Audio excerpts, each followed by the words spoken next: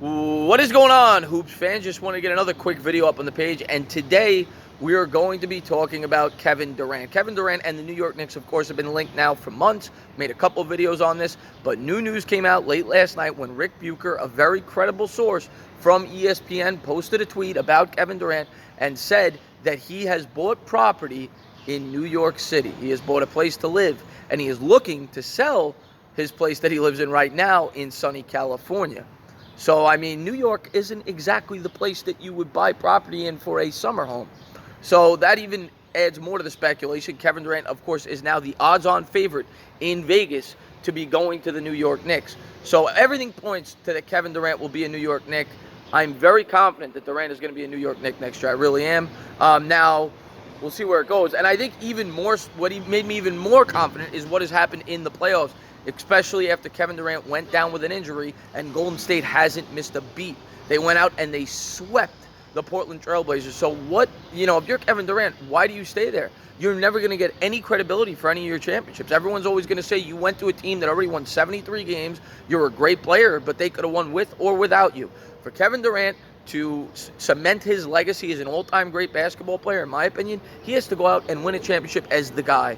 And the New York Knicks are calling his name, and I think he's going to be here. Now, the guy that we have heard will be joining forces with Kevin Durant for a long time, or a lot of people speculated on, was Kyrie Irving. Well, Rick Bucher came out and posted another tweet yesterday and said that Kyrie Irving he thinks is more than likely going to two different teams, and he did not mention the Knicks. He mentioned the Brooklyn Nets and the LA Lakers. That is right. He thinks that he potentially could be teaming back up with LeBron James, who, of course, he won a championship with in Cleveland for the Cavs.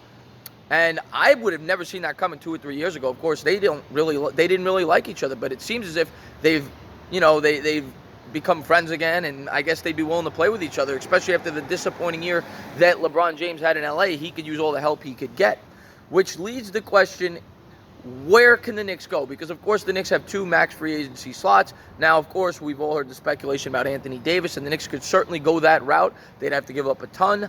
I really don't think they're going to do that, but they could. I wouldn't be shocked, but I think they stand pat and take R.J. Barrett there at 3.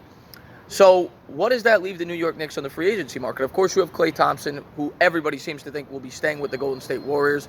You have Kawhi Leonard, who I think certainly could leave Toronto, but he has not been linked anywhere near New York. And now that Toronto has made the finals, I think it's more and more likely that he could potentially stay with the Raptors. But he's a possibility, but he's been linked to LA. He has not been linked to New York at all this entire process. The other guys on the market, you have Kemba Walker, you have Jimmy Butler. Kemba Walker is certainly a possibility. He's originally from the tri-state area. He, of course, played college hoops at UConn. He was a legend over there, and he would make sense. He'd be bringing a point guard. He would fit with R.J. Barrett and Kevin Durant, so he would make sense. The thing with Kemba Walker is, though, because he received All-NBA status this year, he would be leaving a lot of money on the table. I believe it's $20 or $25 million, because he could be offered an extra year with the team he currently plays with. If he were to leave there, he'd only be allowed to get a 4-year contract. So he'd be leaving a lot of money on the table. So if Kemba Walker leaves, he really, wants to play for another team. So it's possible with Kemba Walker, certainly. And then the other name, that we've heard in the past is Jimmy Butler. The thing with Jimmy Butler is I don't know how well he would fit with an R.J. Barrett. I mean, I'm not going to be upset if they get Jimmy Butler as long as Kevin Durant comes along for the ride. He's, of course, one of the top 10 two-way players in the league. He would add some defense to New York. The Knicks fans would love him.